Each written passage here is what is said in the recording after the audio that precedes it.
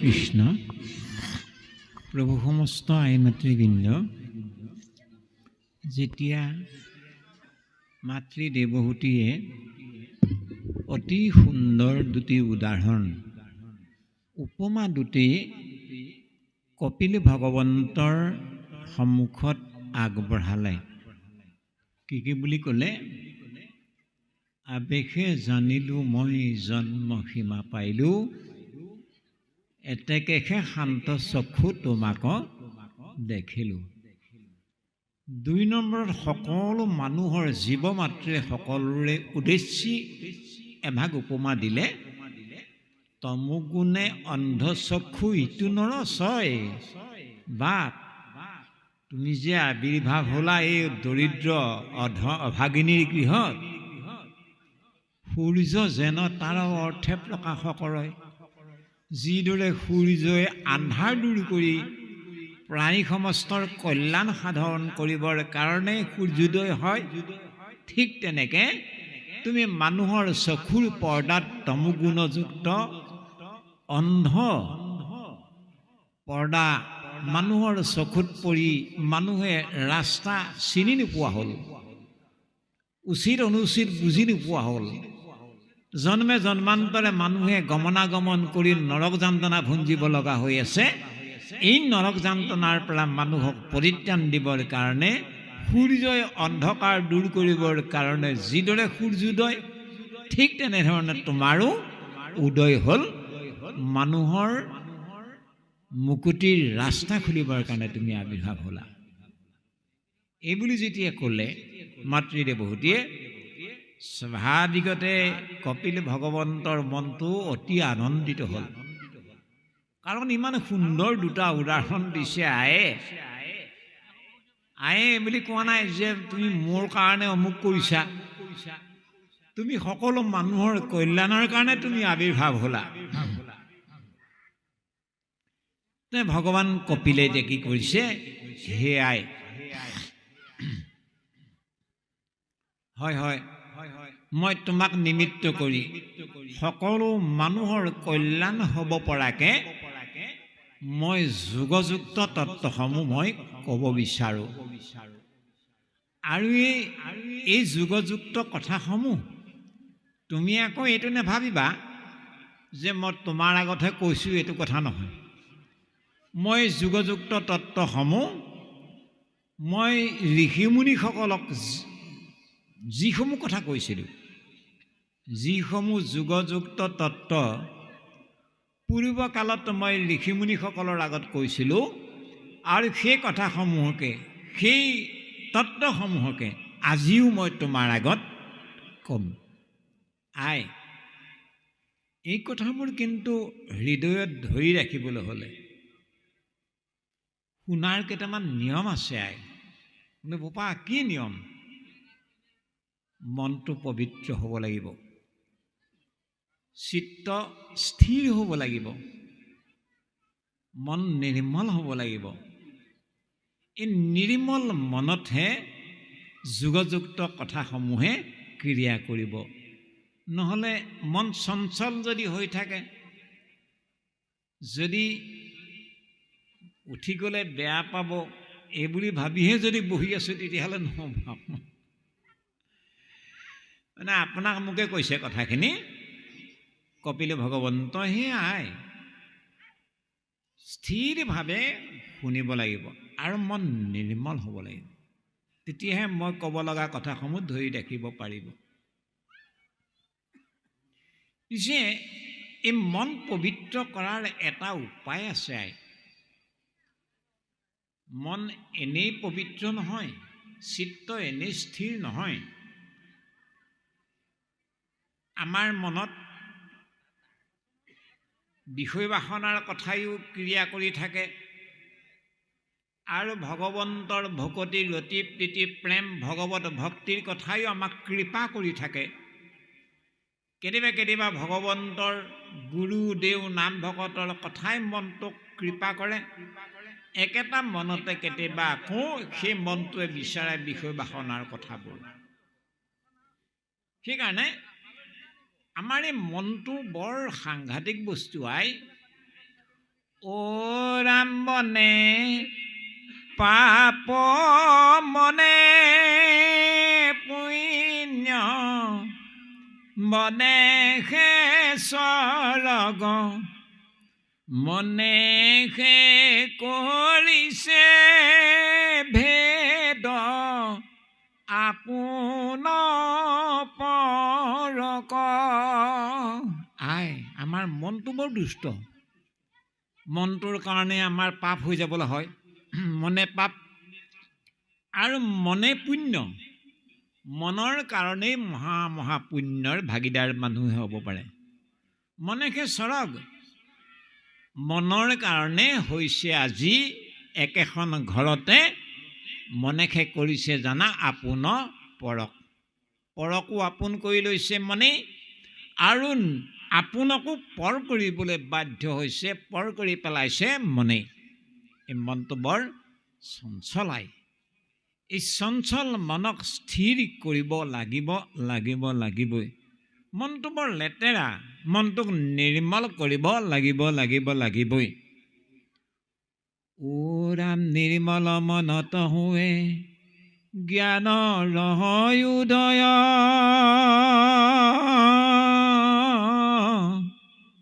কৃষ্ণৰ কথায়ে মন নিৰ্মল কৰয়। যেতিয়ালৈকে আমাৰ মনটো নিৰ্মল নহ'ব তেতিয়ালৈকে মই ক'ব লগা কথাবোৰ যোগযুক্ত তত্ত্বসমূহ উদিত মনত কিন্তু নহ'ব। মোৰ যি পাৰমাৰ্থিক জ্ঞান মই ক'বলৈ আগবাঢ়িছোঁ, এই পাৰমাৰ্থিক জ্ঞানসমূহ ধাৰণ কৰিবলৈ অলপ জটিল হ'ব। মনটোক কিন্তু স্থিৰ কৰি অতি শান্তসৌম্য ভাৱনাৰে সৈতে আসনাধিষ্ঠ হৈ যিমান পৰিমাণে মানুহে আই বাপে শুনিব সিমানে পৰিমাণে কামত আহি যাব, লাভান্বিত হ'ব। নহ'লে মনটো ক'ৰবাত থৈ যদি আমি সুদাত লাগোঁ, চিত্ত যদি ক'ৰবাত লটং পটং হৈ থকা অৱস্থাত আমি বহি থাকোঁ, তেতিয়াহ'লে আমাৰ বোলে শুনিলোঁ আৰু সিমান কামত নাহিব। সেইকাৰণে কৈছে এই মনটো ধুব লাগিব, মনটোক নিৰ্মল কৰিব লাগিব। ভাগৱত জ্ঞানে আমাক, আধ্যাত্মিক জ্ঞানে মনটোক ধোৱাৰ এটা প্ৰক্ৰিয়া আমাক দৰ্শাইছে। আমি আমাৰ শৰীৰটোত পানী চাবোন চৌদা লগাই আমি ধুই পেলাব পাৰোঁ। শৰীৰটো যিমান চাফ চাফাই হৈ থাকিব সিমানেই বেমাৰ আজাৰ নহ'ব, সুবিধা নাপাব বেমাৰ আজাৰ হ'বলৈ।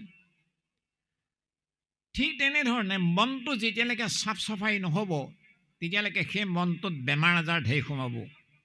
শাৰীৰিক বেমাৰ হ'লে ডাক্তৰ বৈদ্যই চিকিৎসা কৰিলে ভাল হৈ যাব, কিন্তু মানসিক বেমাৰ হ'ব লাগিলে আৰু তাক কোনো ডাক্তৰ বেজে দূৰ কৰিব নোৱাৰিব। কেলৈ মানসিক বেমাৰ হ'ল? মনত ময়লা সোমাল, জাম লাগিল। গতিকে মনটোক ধুব লাগিব। এতিয়া মনটোক ধুবৰ কাৰণে ভাগৱত দৰ্শনে, ভাগৱত জ্ঞানে, আধ্যাত্মিক জ্ঞানে আমাক উপায় এটা দিছে। কি বুলি? ও ৰাম নিৰ্মল মনত হোৱে জ্ঞানৰ উদয় কৃষ্ণৰ কথায়ে মন নিৰ্মল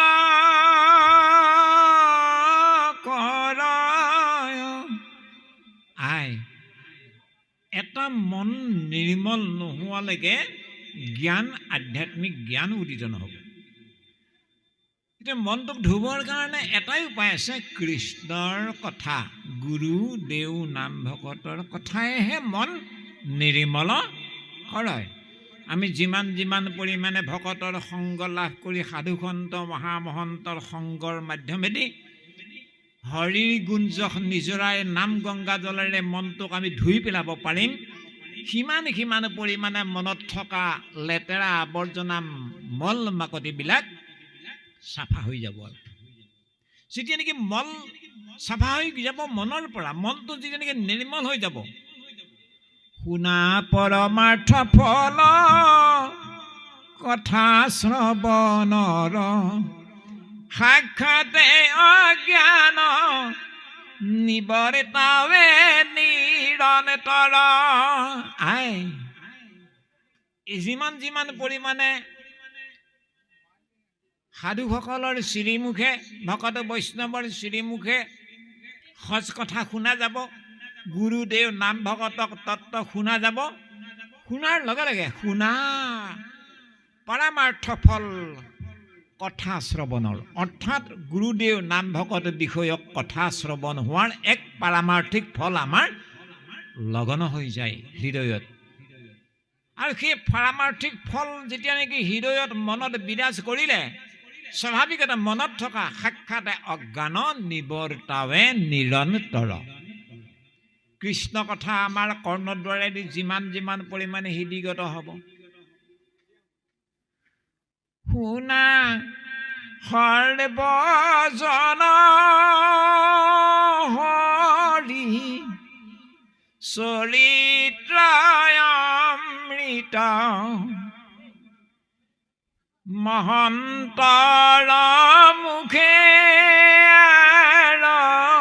স্বাদলাৱান্বিত। শুনা সৰ্বজন হৰি চৰিত্ৰ অমৃত, কাৰ মুখে? মহন্তৰ মুখে আৰু স্বাদলাৱান্বিত, ভকতৰ মুখে আৰু স্বাদলাৱান্বিত। যাৱে গুৰু মুখে কথা নুশুনে সতত, তাৱত ভকতি জানা নোহে পুৰুষত। সেয়াই যেতিয়া যিমান যিমান পৰিমাণে সাধুসন্ত মহামহন্ত ভকত বৈষ্ণৱৰ শ্ৰীমুখে কথা সততে নুশুনিব, তেতিয়ালৈকে আমাৰ হৃদয়ত আমাৰ মনটোত হেনো ভকতি জানা নোহে তাৱত, তেতিয়ালৈকে আমাৰ মনত ভকতি নহ'ব। আৰু গতিকে আমাৰ মনটোক নিৰ্মল কৰাৰ মাধ্যম এটা কথা কৈছে কপিল ভগৱন্তই। সেয়াই এই মনটোক ধোৱা, মনটোক নিৰ্মল কৰাৰ উপায় কেৱল সৎসংগ, সাধুৰ সংগ। আৰু আমাৰ মনটোত ময়লা হোৱাৰ কাৰণ হ'ল সংগ, আৰু মনটো নিৰ্মল হোৱাৰ কাৰণো হ'ল সংগই। সংগ দুটা, এটাটো হ'ল সংসাৰী অসৎ সংগ আৰু আনটো হ'ল সাধুসন্ত মহামহন্ত ভকতৰ সংগ।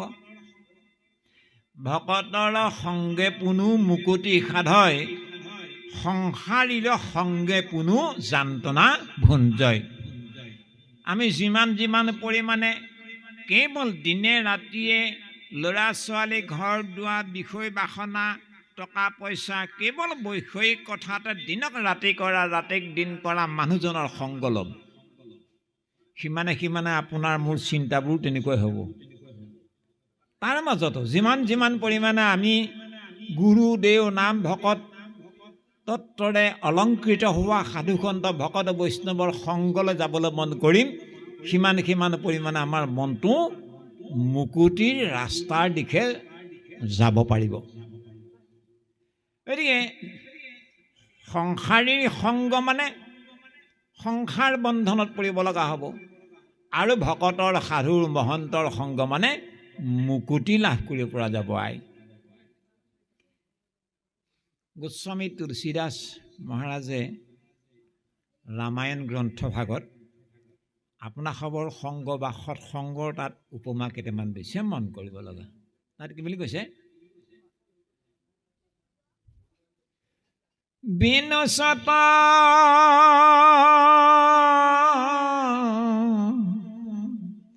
বিনশত সংগ বিবেকন হৈ ৰাম কৃপা বিনু সুলভন সৈ। বিনুচত সংগ বিবেকন হৈ বুলি কৈছে। বিবেক মানে জ্ঞান। এই বিবেক জ্ঞান ক'ত হয়? ভকতৰ সংগত হয়, কেৱল সাধুৰ সৎসংগতহে হয়। বিনুচত সংগ মানুহৰ হেনো কেতিয়াও শুদ্ধ পাৰমাৰ্থিক জ্ঞান নহয় বুলি কৈছে। বিবেকন হৈ যেতিয়ালৈকে সাধুসন্ত ভকত বৈষ্ণৱৰ কৃপামৰ্মে আমাৰ বিবেক শুদ্ধ নহ'ব, মন শুদ্ধ নহ'ব, তেতিয়ালৈকে আমি ৰাম বা ঈশ্বৰ কৃষ্ণ ভগৱন্তৰ কৃপাও আমি লাভ কৰা জটিল হ'ব বুলি কৈছে। হা, যিমান পৰিমাণে ভকত বৈষ্ণৱৰ আধ্যাত্মিক জ্ঞানৰ পৰিৱেশত থাকি আমাৰ মনটোক আমি নিৰ্মল কৰিব পাৰিম, আমাৰ বিবেক পৰিপক্ক কৰিব পাৰিম, সিমান পৰিমাণে ৰামৰ বা কৃষ্ণৰ কৃপা লাভ কৰাৰ আমাৰ সুগম এটা পৰিৱেশ আহি পৰিব। এতিয়া এই ভকতৰ সংগ মাহাত্ম্যটো প্ৰকাশ কৰিছে আন এজনা চৌপাইত। কি বুলি কৈছে? ভকতসকলৰ সংগ ইমান মহান মহত্তত্ব। সথ শুদ্ধ ৰহি সতসংগতি পাই, পাৰচ পৰচি কুধাতু চুহাই। যিদৰে পৰশমণি প্ৰভাৱত, কুধাটো মানে লোহাডোখৰ সন্মৰণীয়া হৈ যাব পাৰে। পৰশমণিৰ মাহাত্ম্য ইমান মহান, পৰশমণি যদি এডোখৰ লোট লগাই দিয়ে, লোডোখৰ সন্মৰণীয়া হৈ যায়। ঠিক সৎ মানে বেয়া মানুহ, দুষ্ট স্বভাৱৰ মানুহজনক সৎ বুলি কোৱা হয়, দাম্ভিক বুলি কোৱা হয়। দাম্ভিক সঠত নকৰিবা, এইটো তত্ত্ব বৈষ্ণৱ জনত দিবা সদা উপদেশ। স্ত্ৰী শূদ্ৰে কৰে যদি আমাটোক ভকতি, তাহাতো কহিবা এইটো জ্ঞান মহামতি। ভাগৱত জ্ঞান কাৰ আগত ক'ব লাগে সিদ্ধান্ত দিছে ভাগৱত গ্ৰন্থই। আৰু দাম্ভিকজনক সৎজনৰ আগত ভাগৱত তত্ত্ব নকবা বুলি কৈছে। এই সৎ হোৱা সত্ত্বেও সৎ শুদ্ধ ৰহি সতসংগতি পাই, পাৰচ পৰচি কুধাতু চুহাই। যিদৰে পৰশমণিৰ প্ৰভাৱত লৌ সোণবৰণীয়া হৈ যায়, ঠিক সৎসকলৰ সাধুসন্ত ভকত বৈষ্ণৱৰ সংগ লাভ হ'লে বেয়া মানুহজনো ভাল হৈ যাব পাৰে। এই সৎলোকসকল বা মহন্তসকল ভকতসকলৰ লক্ষণ, সাধুসকলৰ লক্ষণ কেইটামান নাই। লক্ষণকেইটা শুনাচোন। এই সাধুসকলে, ভকত বৈষ্ণৱসকলে নিন্দা স্তুতি মৌনী, তুল্য নিন্দা স্তুতি মৌনী, সন্তুষ্ট এন কেনচিত অনিকেত স্থিৰম অতিৰি ভক্তিৰিমানমে প্ৰিয় নৰহ। সাধুসকলৰ মহামহন্ত ভকত বৈষ্ণৱসকলৰ লক্ষণ এটা আছে। কি বুলি কৈছে? তুল্য নিন্দা স্তুতি মৌনী। কাকো নিন্দাও নকৰে, কাৰো কোনোবাই ভাল পাওক বুলি স্তুতি কৰিবলৈ নাযায়, দুইটাতে মৌনী। অনিকেত, কোনোবাই ভাল বুলিব মোক, তাৰ স্তুতি কৰিবলৈ নাযাব। কোনোবাই কিবা এটা কৰিলে বুলি তাক নিন্দা কৰিব লাগে, নকৰে। এই দুইটাতে যি নিকট নহয়, ওচৰলৈ নাযায়। অনিকেত, এই নিন্দাৰ পক্ষতো নাই, স্তুতিৰ পক্ষতো নাই। স্থিৰম অতিৰ ভক্তিৰ মানমে, যি সদা সৰ্বদাই কেৱল মোৰ ভকতিতে ৰত। এইটো হ'ল সাধু বা ভকতজনৰ এটা লক্ষণ। ২ নম্বৰত সেয়াই সাধুজন বা ভকতসকলে কি কৰে? সদা সৰ্বদাই শাস্ত্ৰ অনুবৰ্তী কথাসমূহ ক'বলৈ আৰম্ভ কৰে। এতিয়া আমি কথাবোৰ কওঁ, আমাৰ কথাবোৰৰ সম্বন্ধ শাস্ত্ৰত আছেনে নাই কোনো বিচাৰেই নকৰোঁ। মনলৈ যি আহিল তাকে কৈ পেলালোঁ। শাস্ত্ৰৰ লগত আমাৰ কোনো সম্বন্ধ নাই, গুৰুৰ লগত আমাৰ কোনো সম্বন্ধ নাই। কিন্তু ভকতসকলে, সাধুসন্ত মহন্তসকলে কি কৰে? সেই গুৰুৰ কোৱা কথাসমূহৰ লগত মোৰ চিন্তাধাৰা কিবা যোগাযোগ আছেনে নাই? মই কোৱা কথাবোৰ গুৰু আৰ্হিত হৈছেনে নাই? কৃপালু গুৰুজন বস্তুৱে কোৱা কথা মৰ্মে মই কৰিছোঁনে নাই, কৈছোঁনে নাই? নম্বৰ 1। 2 নম্বৰ, মই কোৱা কথাবোৰ শাস্ত্ৰসন্মত হয়নে নহয়? এই কথাবোৰ সাধুসকলে ভকতসকলে সদায় অনুসৰণ কৰে। আমি যে শাস্ত্ৰৰ গুৰুৰ আৰ্হি মতে নকওঁ, শাস্ত্ৰৰ মত মৰ্মে যে আমি কথা নকওঁ, যাৰ কাৰণে নেকি মোৰতো লোকচানেই, মই যাৰ আগত ক'লোঁ সেইসকলৰো মহা লোকচান হৈ যায়। সেইকাৰণে বঢ়াৰপুৰ মাধৱ গুৰুজনে কি বুলি কৈছে? অ ৰাম নজানে শাস্ত্ৰ শিষ্যৰ সংশয়, নৱাৰে দূৰ কৰিত। এজন ভকত হ'বলৈ হ'লে হেনো শাস্ত্ৰ জ্ঞান লাগিব, এই কথাটো কৈছে। যদি নজানে শাস্ত্ৰ তেতিয়াহ'লে মোৰ অনুগামীসকলৰ মনৰ সংশয় মই দূৰ কৰাই দিব নোৱাৰিম। নজানে শাস্ত্ৰক শিষ্যৰ সংশয় নোৱাৰে দূৰ কৰিত। এৰাম তাৰ উপদেশে আনো নতৰয়, আপোনো ভৈল বঞ্চিত। নিজেও মুকুতিৰ ৰাস্তাৰ পৰা বঞ্চিত হ'ব লাগিব আৰু আনকো অনুগামীসকলকো কল্যাণ সাধন কৰাই দিব নোৱাৰিব। তাৰ উপদেশে সেইজনৰ উপদেশত শুনাসকলৰ কাৰো মুকুতি নহ'ব আৰু নিজেও মুকুতিৰ পৰা বঞ্চিত হৈ থাকিব লাগিব। আমাৰ এতিয়া গণ্ডগোলটো হ'ল সেইটোৱে। মই যি কথা কৈছোঁ শাস্ত্ৰসন্মত হয় নে নহয়? শাস্ত্ৰই কি বুলি কৈছে? শাস্ত্ৰই কি বুলি কৈছে? গুৰুৱে কি বুলি কৈছে? শাস্ত্ৰ গুৰু সবে কৃপাই শিষ্যক শুদ্ধ উপদেশ দিব। শিষ্য সবে শুদ্ধভাৱে নাচৰিলে তাৰা সবে কি কৰিব? বঢ়াৰপুৰ মাধৱ গুৰুজনাই লিখিলে, শাস্ত্ৰই আৰু গুৰু সম্প্ৰদায়ে সদায় মানুহক শুদ্ধ উপদেশে প্ৰদান কৰি আছে। আমি শিষ্যসকলে শুদ্ধভাৱে যদি আচৰণ কৰাত কৃপণালী হৈ যায়, আচৰণ কৰাত যদি যতি পৰি যায়, কৰা নাযায়, তেতিয়াহ'লে শাস্ত্ৰৰ গাত দায় নাই, গুৰুৰ গাতো দায় নাই। আকৌ ওলোটা, যেবে শিষ্য সহবে মহাশুদ্ধ ভাৱে উপদেশ আচৰয়, শাস্ত্ৰ গুৰু নাকো সিটো শিষ্যে তিনি ৰক্ষা কৰ।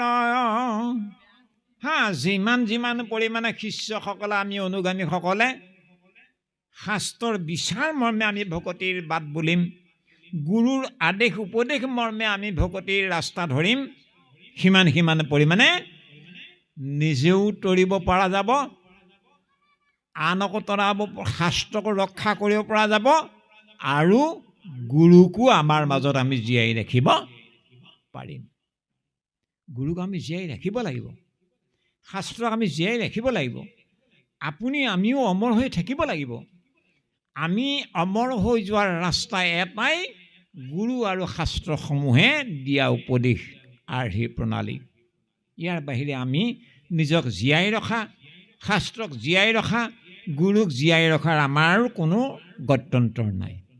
নম্বৰ 1। 2 নম্বৰত কি বুলি ক'লে? হি মাতা, যে সাধুসকলে কি কৰে, ভকত বৈষ্ণৱসকলে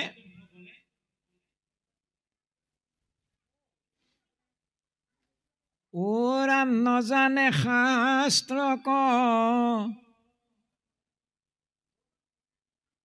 শাস্ত্ৰ মত এৰি যি কথা কয়, কেৱলে পাখণ্ড নয়, হৰি কথা চলে কৰ্ণত কুমন্ত্ৰ, গোপ কৰিয়া কহয়। শাস্ত্ৰ মত এৰি শাস্ত্ৰই কি কৈছে আমি সেই মতটোক বাদ দি যদি আমাৰ নিজা অনুমানিক ভাৱনাৰে কথাবোৰ কওঁ, কামত নাহিব। আৰু আজি আমাৰ সমাজত তেনেকুৱাই হৈছে। শাস্ত্ৰই কি কৈছে সেইটো আমি নাচাওঁ, আমাৰ মনত যি আহে তাকে আমি কওঁ। আচল কথা এইখিনিহে বুইছা বুলি আৰু দিলোঁ কৈ যিজনৰ আগত ক'লোঁ মই তোমাক অতি ভাল পাওঁ কাৰণেহে কৈছোঁ, তুমি আকৌ যাৰ তাৰ আগত নক'বা।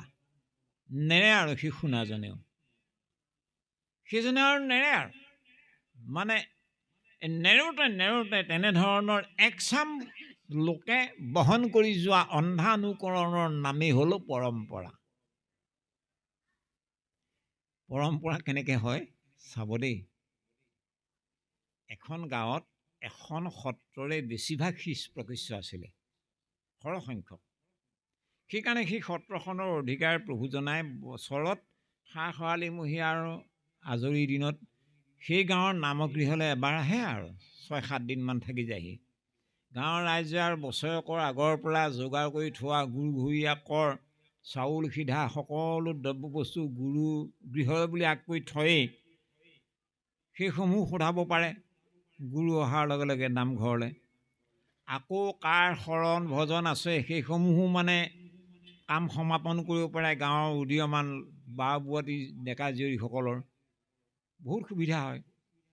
তে গোঁসাই ঈশ্বৰে তেনেকৈ এবাৰ আহিল আৰু আহি 7 দিনমান থাকিলে, থাকি আৰু যাবৰ সময় হ'ল। গাঁওখন পিছে বৰ শিক্ষা দীক্ষাত একেবাৰে পিছপৰা আছিল। এই শিক্ষকৰ শিক্ষাৰ লগত জড়িত থকা মানুহ এজনে আছিল, যাক শিক্ষক মহোদয় মহাশয় বুলি মাতিছিল। এতিয়া মহাশয়ো গুৰু ঈশ্বৰৰ লগত বৰ লাগি আছিলে। যে গুৰু ঈশ্বৰক বিদায় যিদিনা হ'ব সেইদিনাখনি স্কুলৰ ছাৰৰ মানে স্কুল খোলা বাৰ আছিলে। শিক্ষক মহোদয় স্কুললৈ যাব লগা হ'ল আৰু বিয়লি 2টামান বজাত প্ৰভু ঈশ্বৰক বিদায় দিয়া কাৰ্যসূচী ৰাইজে ৰাখিলে। এতিয়া শিক্ষক মহোদয়ে উপায় নাই আৰু স্কুলত থাকোঁতেও বৰ চিন্তিত হৈ আছে। দেহিও নিজকে নিজে ধিক্কাৰ দি আছে, মহাপাপীয়েহে প্ৰভু ঈশ্বৰৰ বিদায় সেৱা ল'বলৈ নাপালোঁ। গাঁৱৰ সকলোৱে প্ৰভু ঈশ্বৰৰ বিদায় সেৱা জনাব, দেহিও মই অধমেহে মানে বিদায় সেৱা নাপালোঁ। এনেধৰণে মনৰ ভাৱক ৰাখিব নোৱাৰি ল'ৰাহঁতক এবাৰ দিলেগৈ, এই তহঁতি যাগে যা, আজি অলপ সোনকালে ছুটি দিলোঁ আৰু ল'ৰাহঁতেতো ভালেই পালে।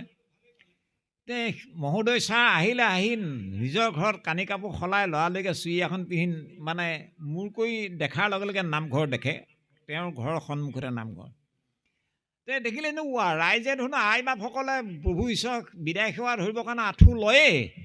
এনেতে যেতিয়া শিক্ষক ছাৰ আহি ওলালহি তেতিয়া প্ৰায় ৰাইজে কয়, অ' ছাৰ আপুনি আগলৈ যাওক, ছাৰ আপুনি আগলৈ যাওক, নহয় আৰু অকণমান আগলৈ যাওক, এই আগত যোৱাচোন আগলৈ যাওক। এনেকৈ আগলৈ যাওক বুলি কওঁতে একেবাৰে আগৰ সেৱকীজন হ'লগৈ এই শিক্ষকজন।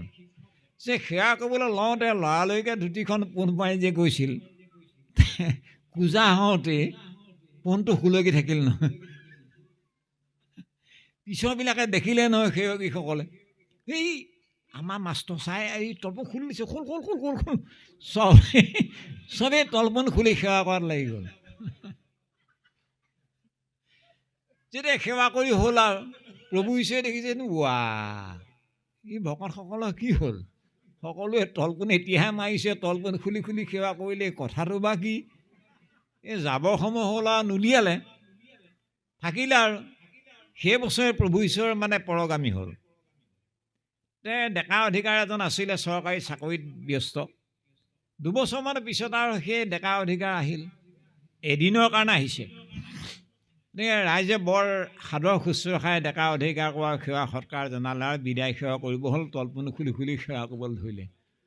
ডেকা অধিকাৰ সুধিলে, হেৰি নহয় ৰাইজসকল ৰ'বচোন বোলে, প্ৰভু ঈশ্বৰ আপোনালোকে তলপন খুলি বোলে আমাৰ এইটো নিয়ম বোলে, পৰম্পৰা বোলে কেতিয়াৰ পৰা? ই আপোনালোকৰ আটা ঈশ্বৰ থকা দিনৰ পৰা। নেৰে আৰু এতিয়া আমাৰো এৰাম শাস্ত্ৰ মত এৰি যি কথা কয়, কেৱলে পাখণ্ড নয়ন আচুক কৃষ্ণক পাইব কদাচিত নুগুচে সংসাৰ ভয়। আমাৰে নিজৰে হৃদয়খন থৰ থৰকৈ কঁপি থাকিব লগা হৈছে সংসাৰৰ ভয়ত। আমিয়ে ভয়ত পেপুৱা লাগি থাকিব লগা হৈছোঁ সংসাৰৰ হাৱাত। ভক্ত প্ৰহ্লাদে ক'বৰ দৰে তোমাৰ ৰূপকত দেখি কোনো শংকা নাই, সংসাৰৰ নিকাৰ দেখিয়ে ধাতু উৰি যায়। আমাৰো এতিয়া সেই অৱস্থা। গতিকে কেলে আমাৰ এই অৱস্থাটো হ'ল, আমাৰ মতবোৰ শাস্ত্ৰ মতৰ লগত মিল নাই। নিজা ভাৱনাৰে নিজা চিন্তাৰে আমি কৈ পেলাইছোঁ। আমাৰ ব্যাখ্যাবোৰ প্ৰায় তেনেকুৱা হৈছে। সেইকাৰণে এই অধৰ্মৰ নিচিনা মানুহবোৰে কৃষ্ণক লাভ কৰাটোতো দূৰৰে কথা, আনহে নালাগে নিজৰ মনৰ পৰা সংসাৰ ভয়কণো আমি হটাব নোৱাৰোঁ। এইটো যাই নহওক, মাতৃ দেৱহূতিৰ আগত ভগৱান কপিল ভগৱন্তই ক'লে যে এই যিসকল ভকত, যিসকল সাধু, সেইসকলৰ লক্ষণটো হ'ল সদা সৰ্বদাই গুৰুৰ উপদেশৰ লগত তেওঁলোকৰ জীৱনচৰ্যা মিল আছেনে নাই চিন্তা কৰে সদায়। শাস্ত্ৰই দিয়া তত্ত্বসমূহৰ লগত তেওঁলোকৰ আচৰণ বিধি একাত্ম হৈ আছেনে নাই। যদি নাই তেতিয়াহ'লে তাক আচৰিবৰ কাৰণে সদায় তৎপৰ হৈ থাকে, সদায় যত্নপৰ হৈ থাকে। যাৰ কাৰণে নেকি তাৰা সমস্ত সেই ৰীতি নীতিকে ভাগৱত ধৰ্ম বুলি কোৱা হয়। অ ৰাম আপুনি আচৰি ধৰ্ম আনক শিকাই, আকে বুলি ভাগৱতী ধৰ্ম নিমিৰাই। এই বুলি নৱসিদ্ধৰে এজন কবি নামৰ সিদ্ধগৰাকীয়ে নিমিৰজাৰ আগত ভাগৱত ধৰ্মৰ ব্যাখ্যা কৰিলে। হে ৰাজন, যিসকল মানুহে শাস্ত্ৰই কোৱা কথাসমূহ নিজে আচৰি, গুৰুৱে দিয়া উপদেশসমূহ নিজে আচৰি আনক ক'ব, আনক শিকাব, সেই ৰীতি নীতিকে ভাগৱত ধৰ্ম বুলি কোৱা হয়। তাৰপিছত কি বুলি ক'লে, যদি শাস্ত্ৰৰ মত অনুসৰণ কৰিবলৈ যাওঁতে সেই সাধুসকলে, ভকতসকলে যদি গুৰুৰ আদেশ উপদেশ পালন কৰিবলৈ যাওঁতে চাহে সংকট নে মুঝে ঘেৰা হো, চাহে চাৰো और अंधेरा हो, पर मन डगमग मेरा हो रहे ध्यान तुम्हारे चरणों में, रहे ध्यान तुम्हारे चरणों में।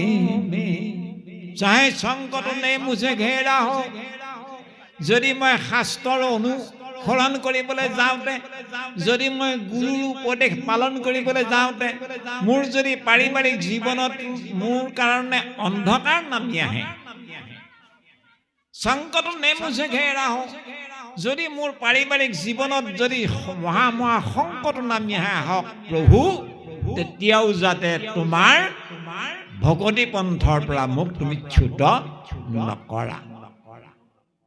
আনহে নালাগে আই, যদি মোৰ সেই সাধুসকলে মোৰ ভক্তি পন্থত যাত্ৰা কৰোঁতে যদি গৃহও ত্যাগ কৰিব লাগে ত্যাগ কৰি দিব, যদি পুত্ৰ পত্নীকো ত্যাগ কৰিব লাগে ত্যাগ কৰি দিব, তথাপিতো মোৰ ভক্তিক ত্যাগ নকৰে। এইটো হ'ল সাধুসকলৰ বিশেষ লক্ষণ। এই ধৰণে মাতৃ দেৱহূতিক যেতিয়া উত্তম ভকতজনৰ সাধুসকলৰ লক্ষণ আৰু সেই ভকতসকলৰ লগত থাকিলে, ভকতসকলৰ শ্ৰীমুখে কথা শুনিলে কেনেধৰণে মানুহ লাভান্বিত হ'ব পাৰে, এই কথাসমূহ কোৱাৰ পিছত মাতৃ দেৱহূতিয়ে এভাগ প্ৰাৰ্থনা জনালে। বোপা কপিল, মই হ'লে স্ত্ৰীমতী, তুমি কোৱা কথাবোৰ বৰ টান, তুমি তোমাৰ চিন্তাধাৰা অতি গধুৰ, কিন্তু মোৰ এটি প্ৰাৰ্থনা, মই যিহেতু স্ত্ৰীমতী, যেনেধৰণে ক'লে মই কথাখিনি বুজি পাম সৰল সহজকে, তুমি তেনেধৰণে মোক মানে ভক্তি মানেনো কি, ভক্তিৰ সংজ্ঞা কিনো, আৰু তুমি বিষয়ত কি কৰিলে মোৰ ভগতি হ'ব, আৰু কি আচৰিলে মই তোমাৰ ৰূপ প্ৰাপ্ত হৈ যাব পাৰিম, অৰ্থাৎ মোৰ মুখ্য সাধন হৈ যাব পাৰিব, মোক এই বিষয়ে ক'বলৈ হওকচোন। এইবুলি মাতৃদেৱহূতিয়ে প্ৰাৰ্থনা জনাত তেতিয়া কপিল ভগৱন্তই সাংখ্য ৰীতি মৰ্মে ভক্তি যোগ বৰ্ণন এইবুলি আৰম্ভ কৰিছে। সাংখ্য ৰীতি মৰ্মে মানে কি? ৰীতি মানে নিয়ম, সাংখ্য মানে হ'ল সিদ্ধান্ত। সাংখ্য শব্দৰ অৰ্থ হ'ল সিদ্ধান্ত। সিদ্ধান্ত মানে কিহৰ সিদ্ধান্ত? বেদ, উপনিষদ, পুৰাণ, ভাৰত, ন্যায় শাস্ত্ৰ, জ্যোতিষশাস্ত্ৰ, সকলো শাস্ত্ৰৰ সিদ্ধান্ত এটা, সেই সিদ্ধান্তটো হ'ল হৰিভক্তি। এই সকলো শাস্ত্ৰৰ যিটো সিদ্ধান্ত তাক সাংখ্য বুলি কোৱা হৈছে। যেনেকে আমি এখন ৰাজহুৱা সভা পাতিলোঁ, সভাত বহুজন উপস্থিত সদস্যই পৰামৰ্শ দাঙি ধৰিছিল। প্ৰত্যেকজন সদস্যই কোৱা কথাবোৰ আমি সভাপতিৰ আগত থকা কাৰ্যসূচীখনত এটা কলম ৰখা হয়, সিদ্ধান্ত গ্ৰহণ বা প্ৰস্তাৱ গ্ৰহণ। এই মানুহবিলাকে কোৱা গোটেই কথাবোৰ আমি প্ৰস্তাৱ গ্ৰহণ দফাটোত ঠাই নিদিয়া নাযায়। বহু মানুহে পৰামৰ্শ আগবঢ়াইছিল, তাৰ ভিতৰত সমস্তজনৰ মনোগ্ৰাহী হোৱা কেইটামান কথাহে প্ৰস্তাৱ গ্ৰহণ বা সিদ্ধান্ত গ্ৰহণ নামৰ কলমত ঠাই দিয়া হয়।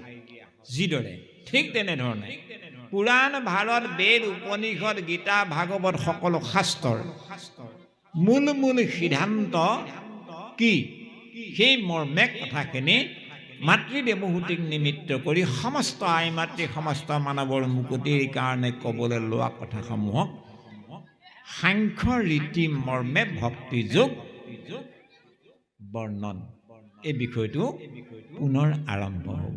পুনৰ